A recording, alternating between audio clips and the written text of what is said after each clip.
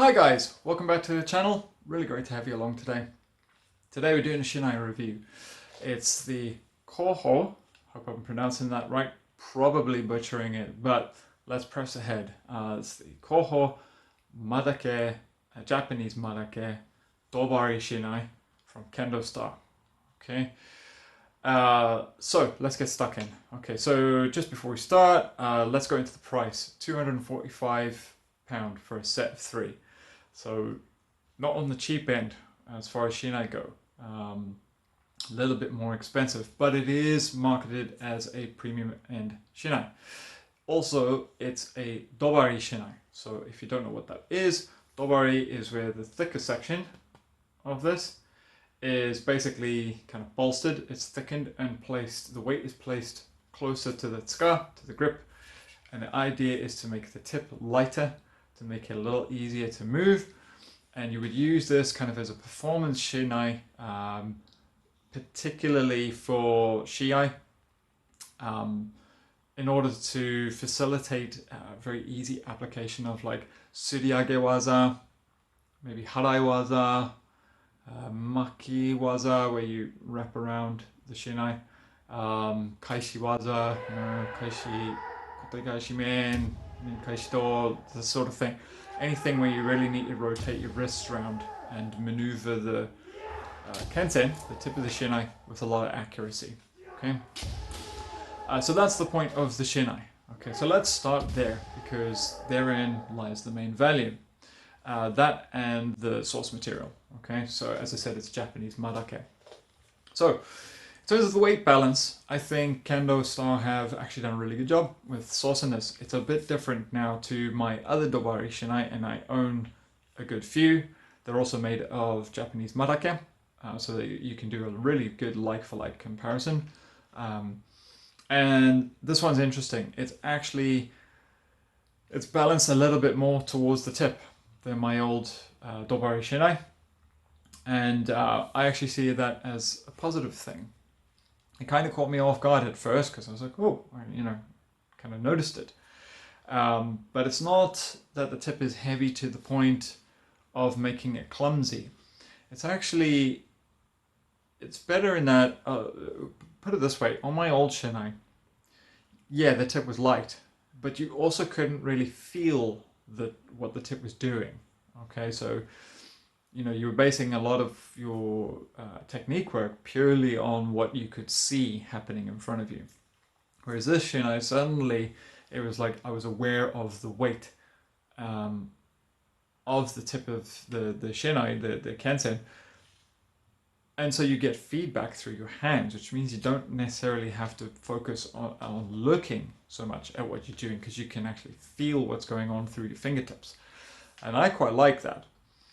So in terms of the weight balance, some people may have a different personal opinion of this based on what they're used to. I think it could come a lot down to personal choice, but I like it and I see it as a positive thing. So it's definitely still weighted like a Dobari Shinai, but there's just a bit more feedback from the kensen end of it. So it's not as exaggerated here as some brands might otherwise do. Okay, next thing, let's go on to just general build quality.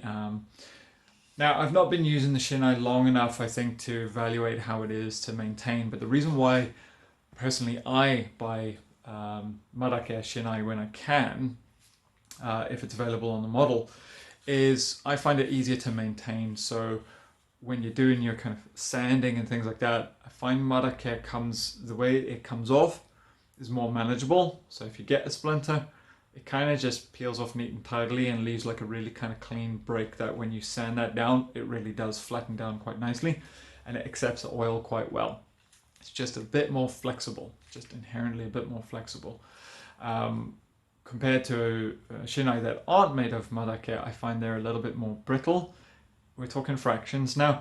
And when you maintain them, when you go to sand them, it's quite easy to pull the splinter back up again. So after you've done all the nice work of trimming it down, and then you go to like do the fine touch of sanding it, it's quite easy to just nick it and catch it and it pulls back up again. I find that doesn't really happen with Madake. Okay, so that's the actual material, the build material of it. In terms of the fixings, I've spoken about this in my other video, which I'll link just above here, where I look at the Tenkafubu Jodan Specialist Shinai. If you're interested in Jodan, head over there and check it out. In terms of the fixings, they use really nice kind of like generous bulky leather for the Nakayui. I've had other brands that I've used where it used to be like this, and then now the modern ones, they seem to kind of dry up and go kind of shrivel and get really skinny really fast. And I find that after, you know, a couple of months of maintenance, they just don't kind of hold on to the take as nicely anymore. It's not critical flaw on their part, but it's not as nice as it used to be, you know, back a few years ago. Now, obviously, you wouldn't expect KendoStar to cut any corners on a premium end Shinai that costs, you know, a significant amount more than your average Shinai. So, yeah, you would expect good fittings on this, and good fittings is what you've got. In terms of the scar, I'm very pleased with that. I do tend to find on some of my Shinai that the scar can get very kind of twisty here, and that's without pulling it off and refitting it and all of that. That's not including that. That's just from a bit of like tenuchi and that sort of thing. You do expect them to stretch out over time, so it's still early days, so we'll see how it goes, but it seems pretty stable. Quite happy with that. In terms of how it's put together, yeah, I can't really complain. The take themselves, they're shaped really nicely. It's hard to kind of show this on video, but the edging on these is broad. It's quite broad and quite generous. Sometimes the problem, if you imagine like a cross section of the take, you get like these bearing edges that are like quite sharp like this. So if you imagine that's one take, and then there's another take sat next to it, and if these ends are quite sharp, if you imagine, you know, when you've got this striking force and the pieces are pushing together, if you're taking that force and applying it onto a smaller area, so if that's the edge of the take, and there's another one set pointing against it like that, it's basically like one sharp edge into another sharp edge. And anyone knows if you take a force and you apply it into a single point, it's a force multiplier. And that's generally gonna hinder the longevity of the Shinai and not help it. Whoever the manufacturer is, you know, the maker that KendoStar goes to, they tend to favor a kind of rounder profile. There is an edge to it, certainly in the shaping, but it's a little smoother and a little broader than I'm usually accustomed to, and I think that's going to be a great thing for longevity. The other thing within, in terms of you know, things that could factor into longevity, would just be the matching of the take. And yeah, okay, so overall I'm pretty pleased with it. In terms of, so what I'm talking about is like where these knots are, whether that's cut from a single piece of bamboo, and how well they're matched. Obviously, once these are put together and they move from one climate to another, you can get a bit of a shift in that. That's understandable with any natural material.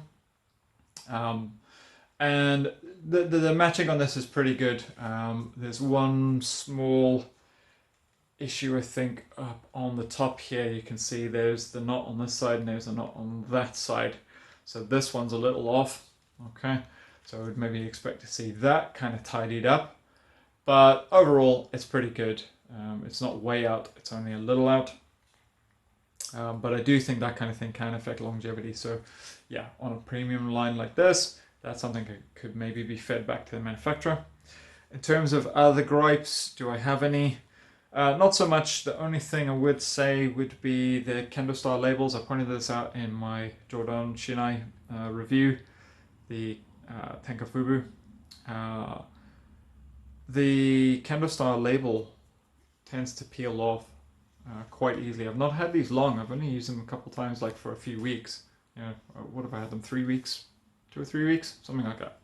And I do two to three sessions per week, if on a good week, anyway. And yeah, this label's peeling off pretty easily. So I would maybe go back to the manufacturer and see if you could get a better label for that, because if it's a good Shinai, I think it's it's right to keep the supplier label on it so people can see where you got it and that sort of thing. The maker's mark obviously is under here, and that's fine, so that you know, no problems there. But yeah, it's a bit of a bummer for KendoStar that their label peels off, because you either want the label to stay on entirely or be able to take it off entirely just to have a neat appearance. And yeah, it seems like they take damage rather easily. But overall, I'm pretty pleased with the Shinai. Would I shop for these regularly? I can't see myself doing so, and there's a couple of points as to why. So one is, it is quite an expensive Shinai. There's no getting around the fact.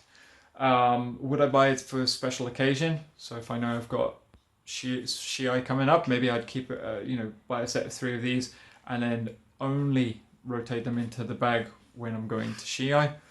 That kind of thing I could see being worth it. You know, if you're just really fussing over the ideal balance, for me, you know, I might stretch to that. But for an everyday Shinai, I don't think so. You know, I do think there's better value to be found elsewhere for everyday value, if that's the kind of thing you're going for. But I don't think that this Shinai is aimed at that kind of person. I think it is aimed at the person who will spend a bit more to get a more ideal balance.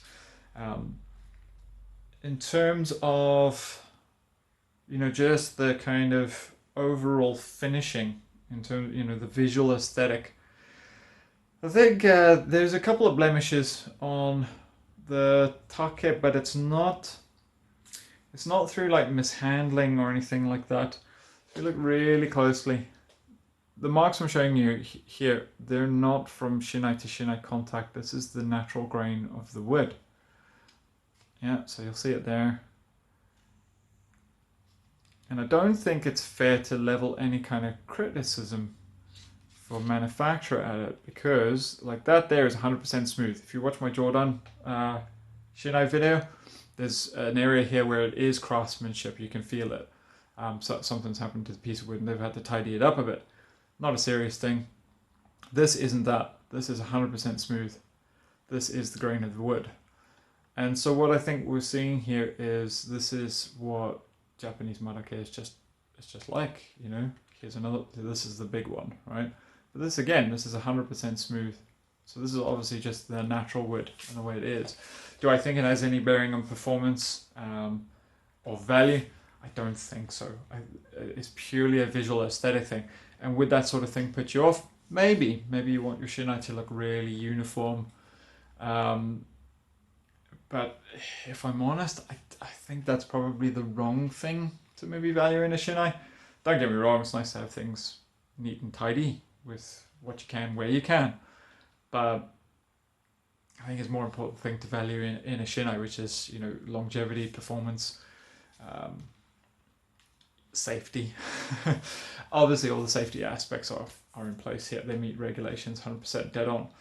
So yeah, so there we go. There's my review of the KOUHOU, hope I'm pronouncing that right again, Dobari Shinai, the Japanese Madake Shinai, available from KendoStar. If you're the kind of person that values performance really highly and is willing to spend a little bit more on it to get it, and prepared to wait a couple of weeks for it to show up, then I think this Shinai could be for you. It is round grip Shinai, by the way, so just bear that in mind. Obviously being Dobari Shinai, it is round grip.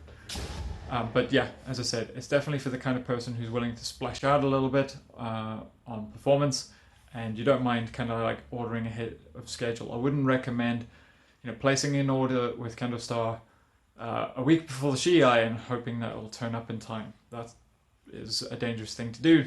Don't do that. Get your order in with plenty of notice. Let it acclimatize as well, because if it's Japanese Madake, yeah, I definitely think it's for the person who's splashing out for a special occasion, special event, that sort of thing. And on that basis, yeah, I definitely give it my thumbs up. But if you're somebody who's like a beginner in Kendo, don't be silly.